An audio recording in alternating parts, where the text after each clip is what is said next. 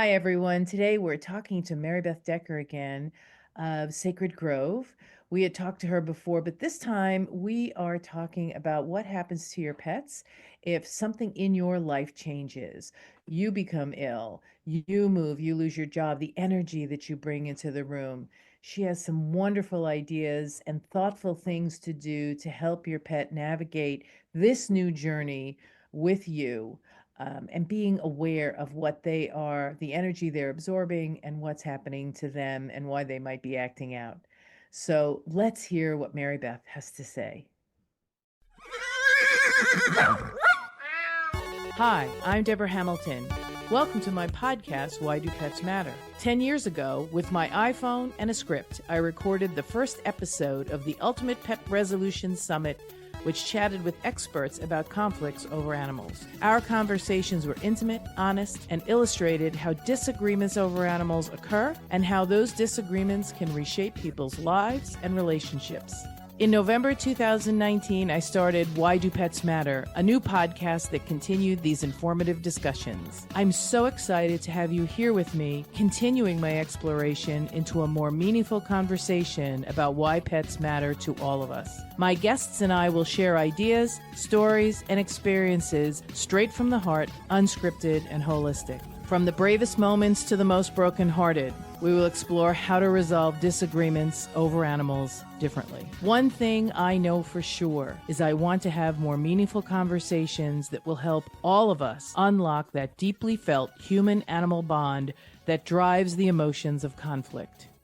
Hi, everyone. It's Deborah Hamilton, and I'm here with my dear friend, Maribeth Decker, and she is going to continue her wonderful conversation. Remember, she's an animal communicator, and I believe this is one of the most important things that you can do if you don't understand what's going on with your pet. Reach out to Maribeth and ask her what it is that's going on, and she can maybe find out some answers for you. But again, Mary Beth, welcome back to Why Do Pets Matter? Oh, I'm so glad to be here. Just the title, just the question, gets me ready to glow as we talk. I So, know they all matter, and I want to do Why Do Animals Matter, but it seems that most of us feel all of our animals are pets, so that seemed a better term for all of us. That, and some people want to say that they're not our pets, but I think that no matter how you characterize them, they are your soulmates. They are a part of your life that never lives long enough, in my opinion. But we wouldn't give up a minute of our time with them to miss the adventure with them. The last day is always the worst day. I'm having puppies, as I told Mary Beth, I'm having puppies tomorrow, the next day. And as I send those puppies home to their new owners, they are the happiest people on earth. It is the best day of their life. And as I turn around and they're driving out of my driveway, I always, always, always cry because I've just started them on the journey, the wonderful adventure they're going to have with that pet, and also created probably the worst day of their life to come, oh, yeah. Yeah. because there's nothing that takes the place of that dog. There are many dogs that you're going to have on your adventure if you're open to it. However, no dog ever replaces another dog. I've had Irish setters, they all look alike. People go, well, just like the other. I say, yeah, Oh, that's never. They are just unique people. So, or oh, pets. yeah. There's even a story. I'm pretty sure it's true. It just a guy, uh, cattle guy, horned cattle, the ones that go out like six Yep. feet. And there was one that was actually gentle and pleasant, and he loved that. And it was a loving relationship. But I guess they're pretty ornery. Like that was like, holy cow, like having You had to carry that around in your head, you'd be ornery too. yeah. But he and this long-haired, longhorned cattle had a super relationship. So when the cattle passed, they took the DNA and they were able to recreate Wow. a twin. And he expected the same personality. There was the problem. But it ain't the same. There's a new soul in that body. So, And it's I always the don't care how environment close the itself. DNA is. Right. It's I'm the sorry, I talked environment. over you. Yeah. it's the environment as well. So this was a time Yes, in life when the energy you were exuding was this, and now yes, time in your life when the energy you're exuding is this. And yes. well, as you know, because you communicate with them, responds to what's in the present. Yep, yep, yep. And And that we, brings me to a thought that I had. I have a neighbor who has been ill and she has a cat, and that cat has been omnipresent by her side. And we had talked earlier about people you've worked with who have had illness or serious diagnoses, or family members who have serious diagnoses. And sometimes the pets pay more attention to those people at that time because they feel that need. Have you ever had a conversation with someone who is struggling with some, illness or difficult diagnosis, and the pets you've reached out or helped them with their pets? yeah, yeah. I'll keep it generic, but we're dealing with that in the family now, with one of us having a tough diagnosis, and I have seen shifts in our pets are four dog, excuse me, two dogs, two cats, four animals, and there's been shifts there about that. And what's nice is I'm noticing it on purpose and being able to help both the human and the non-humans get through this. But it takes a new set of glasses, I think, look at it from a different point of view to see that our health is affecting our animals. It is really interesting that you put it that way, because I know I've broken things, and it's amazing how my big clunky Irish setters treat me with kid gloves, never have in the past, do now. When I break something, I mean, if I've had my hip Mhm. replaced or my knee replaced, everybody's like, oh, well, send the dogs to the kennel. I said, nah, they'll be all right. I said, they're pretty good. And when I tell them, wait, they do. And they really do seem to read the room. They do, they do. And we had it where for a while there was actually, I have two rescue dogs, and there was some very tough uh, behaviors when we got them 2.5 feet. It's going on 3 years. And some of those came back. I'm like, we're not done. What? And then I noticed, or I just knew that the change in the health and the human anxiety did not go unnoticed for my guy, my little dog here, who is he's so in tune with what's going on. And so when you start to notice that, for him it was acting out, but it wasn't in a bad way. For my kitty has been Bunny has been sleeping, hanging around, giving more love. So each personality has taken a different path to getting through figuring out what's going on, or reacting is a better way, reacting to it. Um, Helpful is great. Sometimes it's regressing into some behaviors that you thought we're done with, and they can all be dealt with, honestly, once you see that there's not, especially the regressive behaviors, they're not on purpose, they're not malevolent, you know, they're Just the acting it energy in the out. room. The energy in Yes. the room, I think, changes. Yeah. And so I don't know if I said this on our last podcast, or if I know I've said it before on a podcast. So I sold a dog to a family um, who one of the family members was suffering with stage 4 pancreatic cancer, Mm. and it was a little puppy. And of course, the person who wasn't ill called me and said, do you know what I'm dealing with? And I don't know why they would want to get me a dog right now and blah, blah, blah, even though they weren't the sick one, they were the caretaker. And I go, I Mm. completely understand. I said, and I have a big support network in your neighborhood. So if anything ever happened, I know I could have the dog in someone else's hands to hold for me till I got there if you had to leave. I said, however, this might change the discussion in your house. This is going to be a tough time for all of you. So maybe, a puppy might help both of you shift the energy in the house and shift the conversation to she peed on the carpet, as opposed to how are you feeling? That gets really old, right? And the people who are Yeah. going through the serious illness. I mean, he was having pancreatic cancer issues. Um, it- he doesn't want to talk about that all the time. He'd like to talk about whether or not the dog peed on the carpet. So the upshot of that is that um, he lived 7 years. He lived seven That is years. so beautiful. But And you know stage what four, we go ahead, go ahead. stage 4. Well, and what we noticed was I did a lot of talking to the dogs, particularly my little Newt, but both of the dogs because we saw some changes, and the cats too were kind of one of the cats, Shadow, was becoming a little standoffish, and because they sensed something going on, and so I suggested that he start to talk to them and tell them how much he loved them, and no matter what, he's so glad and that they're around for him, and things have started to calm down. I did it myself. I started it, and then he did it on purpose. He was on the floor last night with my little dog Mally, just doing some love fest stuff before he went to bed. And so you got not only the how do you deal with the behaviors, but you've also got the I want to remind you guys we really love you, and putting him back in that energy of love and affection. Holy cow.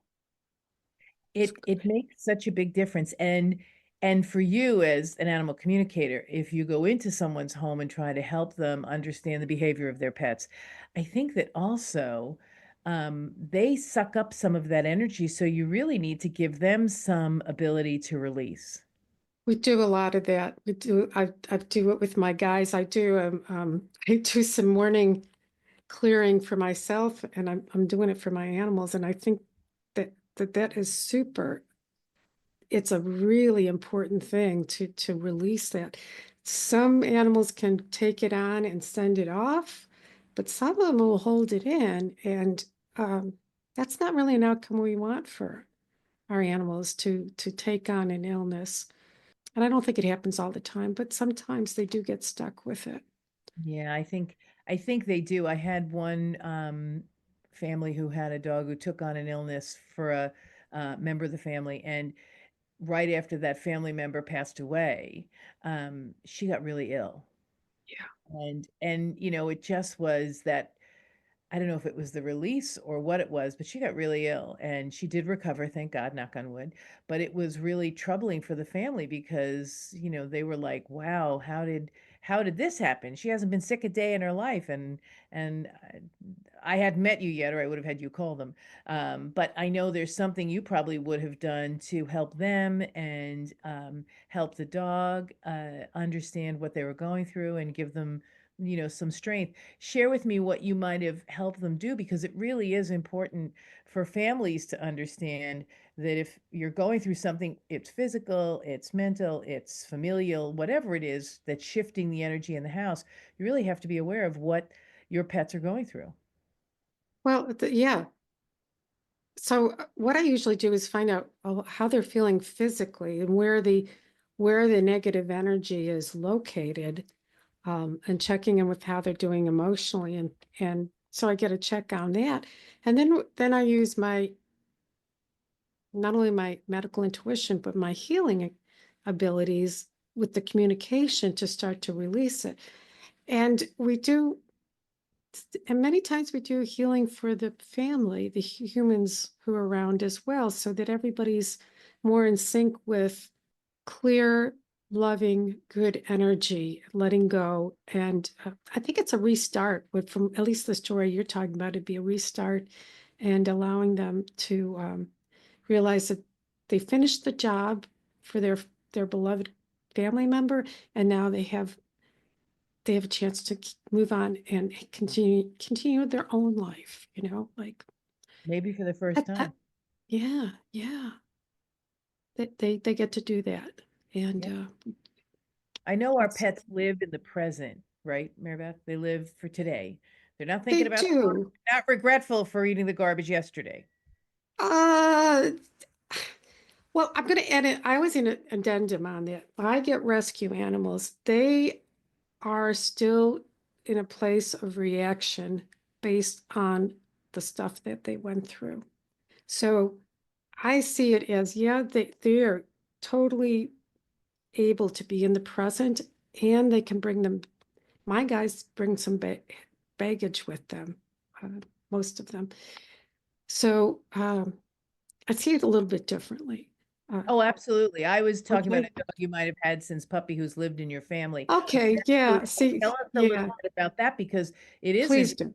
If you have a little puppy coming into your house, the only thing they have on their slate is the first 8 or 10 or 12 weeks that they've been cared for by whomever or not cared for by whomever. Mhm. Right. And that they can bring that in. There can be, okay, we're going that way. There can be sometimes trauma passed down from the mom. Yeah, I don't know if it's in the milk and the DNA and this particular puppies, and mostly it's been dogs that I've noticed that in coming into the world, the birth process, but they can pick things up and we have to clear that up. So I think that they're a lot more able to be in the present than human beings, but there's still some residual stuff yeah, from residual past life fears, experiences. like the vacuum, right? So they have fears Yeah. that stick with them. So Yes, yes, yes. And yet they're able to take me out on a walk, and all we're doing is watching them sniff, and I'm out there with nature, and they're taking me into a wonderful place because right here, right now, that's yeah. all they're doing. You are so That's right. I think that's the best part about having a dog or a cat. So I think I shared with everyone last time that I have my son's cat. I've had her since October. Um, I'm I'm reluctantly giving her back because I didn't realize how wonderful cats were because we've never had one. And she goes back the beginning of May. And rightfully so. I mean, she's been with my son for almost all of her 9 years, except for the um, 8 months she's been with me. And I have to tell you that the purring is just like having a drink, Especially, well, being a recovered alcoholic, yes, ma'am. It may right? be better because there's no after Yeah, because there's effects. no after, right? But there's going to be a withdrawal when There she goes. is going to be a withdrawal. Yeah, there is. So I'm taking videos now of her purring so that I can play them. Okay. Yeah, I'm taking. Smart woman. But these, it really is important to understand what they've gone through, how they've we characterize Jane, the cat, as she's loved the one you're with. She is a very smart cat because she can move from place to place. And if somebody else is caring for her, oh, it's you? Okay. And she'll come out because we've left her because we had to travel and we left her with the neighbor and we left her with the dog sitter and she comes out and says hello and eats and, annoys them and yells at them for not petting her enough. And then she goes on her merry way. But she's a loved the one you're with because I know when I go to New York to visit my son after she goes home, she'll look at me as if 51st dates. Who are you? You're not providing my food now, so you really have absolutely no worth to me. Have you found that in some animals that they are much more resilient in that way than Well, others? absolutely. I'm looking, I have the pictures of my animals who've passed over here, so you'll see me looking. My little dog, Stella, she was like a pleasant, happy dog no matter what. We're going to the vet today? Okay, I just love those. I'm like, you are unique. Yeah, I don't care. I'm just happy. So she was like that. And then we've got the puppy over here, Mr. My lovely Newt, who I actually have to take and um, keep him very, very sedated to take him to the vet. yeah. Every Totally different. every dog is And different. everybody, just like us, they've all got their own personalities.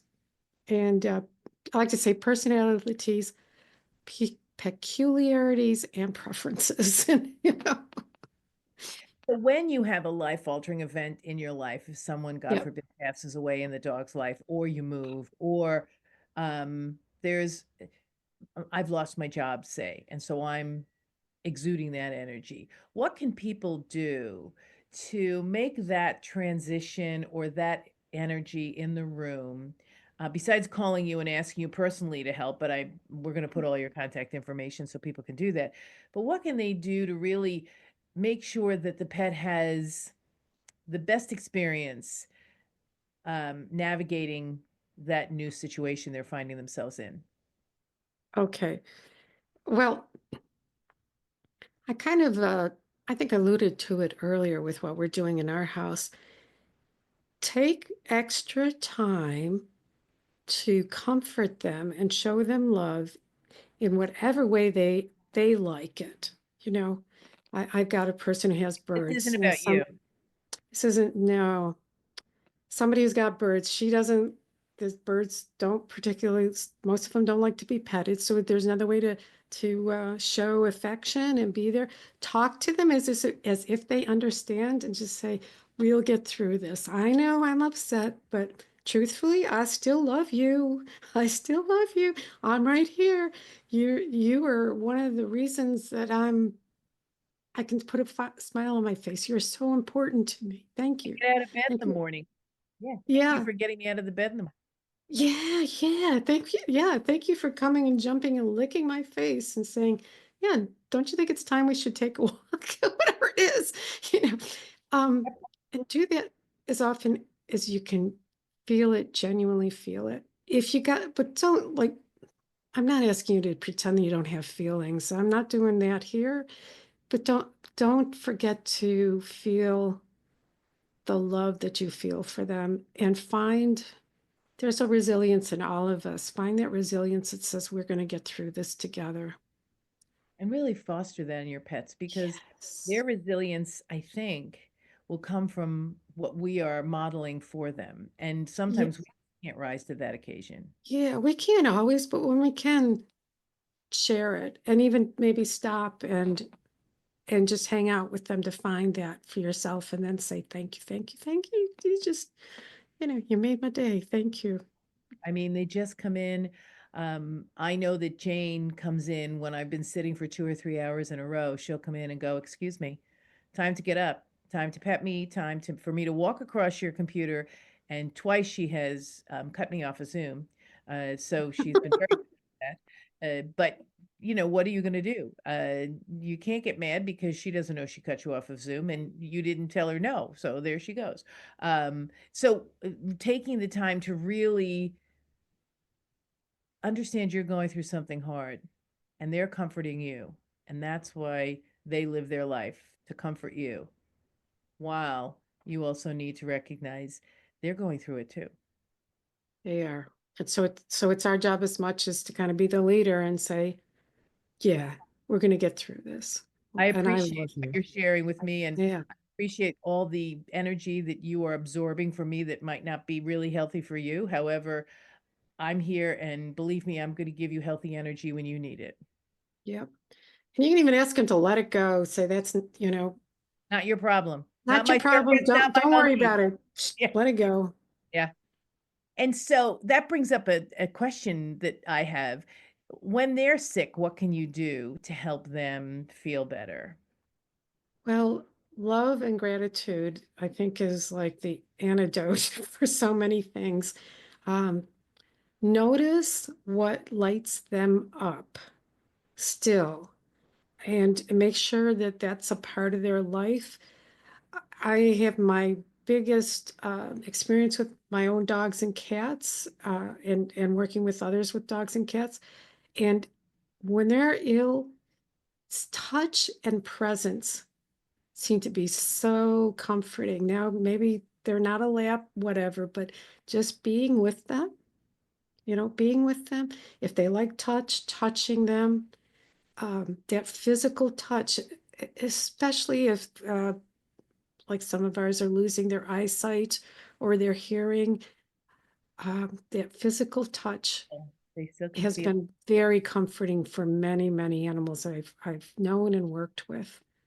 Yeah, we've just lost one of our wonderful dogs. He was 12 and a half, and he Oh, had lost his sight and some of his hearing, some of his sight or all of his hearing, I think, and his presence was that he knew you were there, and he would pick up a toy and throw it to you until the very end. He would pick up a toy Oh, for you. And for us, it was important for him to be pain free, and to yes, um, have some dignity. So that's beautiful. we transitioned him, and he's now running around up in the Great Rainbow Bridge area in the sky. We are crushed beyond belief, but he is now really wonderful. But we definitely, especially my co-owner where he lived, he definitely was touched and loved and told he was loved.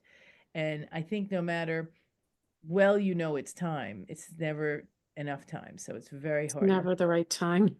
Yeah, thank you for talking about pain free because that's really important. I had a dog that I thought, oh, she's not eating. I'm having to do a feed her by hand, and then we found the right pain medicine, and we had, I think, a couple more years.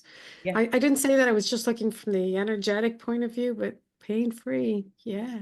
And that's a big thing in veterinary medicine now, is to really focus on having more. They've recognized that pets feel pain, even though all of us knew they felt pain after surgery. But, you and I are on medication after surgery for the pain, the residual surgical pain, but not pets. What, really? So now they're really working on that. And you really need to advocate for your pet to make sure that they're on enough pain medication for enough time, so that, like you, I mean, I had a C-section and I was on pain medication because you need to keep moving so that you recover, and the pain might stop you from moving, and so you don't recover as fully as you would if you just took a little pain medication. I'm not asking everyone to get stuck on pain medication. However, being aware and knowing what it is you are doing so that every day is a good day, as good as it can be. Yeah, absolutely. Then what it is that you decide, this is something that is my gift to the pet I love more than anything else. So Maribeth, I'm so glad we had this time together. This is really, I think, an important discussion. And I'd love to have you help people understand what communication can do at times like these for you and for your pet. I mean, the what are the, say, the three most important takeaways from this, that people who have pets, who are going through some sort of a difficult time, job wise, health wise, family wise, whatever it is, homelessness, whatever, because so many things are happening now. People are losing their jobs, and I mean, the stress of watching television could make you really have your pets be in a difficult place because they don't understand why you're, upset. I think the three takeaways for me would be move out of centered on your own stuff at times and focus on your animals and remind them whatever's true and the fact that you guys are connected until you're not physically, and you're going to take care of them and you love them. Take that time. Uh, do the physical stuff that makes you I guess that's number two. Do all the physical stuff that makes them happy, whatever it is. I don't know if it's walking or touching or playing games. And three, remember that this is good for you. This, it's like you are doing it That's for a them, job. but it's also you're doing it for yourself. You're bringing yourself back to there still is joy to be had, even in this circumstance. It's still there's still joy around here. I can still find it, and that's pretty useful these It is days. very useful. You're so wonderful. How can people get in touch with you, Maribeth, to have you help them through something like this? Truthfully, the best way is to go to my website. I'm kind of an introvert, so go there first. Find out about me, email me. You'll find some contact information there. And And that's the animal communicator, right? yeah, sacredgrove.com. Yep, there it is. Yep. Sacredgrove.com. We'll put those in the show notes, guys. Thank you. And anything else? Oh, Newsletter, anything? I do have a newsletter. You can sign up for it because the easiest way is to pick one of my two free gifts. One is Path to Peace, Navigating the Last Legs of Your Animal's Life. It's a video I did about 15 minutes, and that'll sign you up. Or you might want to get my report, 5 things your pets want you to know. And if you Okay. get one of those and sign up, you're in, and you can stay with me as long as you like. Wonderful. Well, I'm not going to put those. I'm going to put the link to Sacred Grove so that people can go and do that themselves so that they really find you, Maribeth, because I want everybody to know that you're there to help them help their pets. And as you said so perfectly as number 3, and recognize while you're helping your pets, you're actually helping yourself as well. Yes. Yep, it's a two-way street, and that's why we love them. Yep. Getting a little teary. I A little know. teary. That's why we love them. So we love them. Maribeth, thanks so much. Everyone, if you have liked this podcast, please like and share. That's how people get to know who we are and where we are. Thank you so much, Maribeth, for being here again. You are a delight. And until next time, everyone, kiss your pet for me. This is Deborah Hamilton and the Why Do Pets Matter podcast.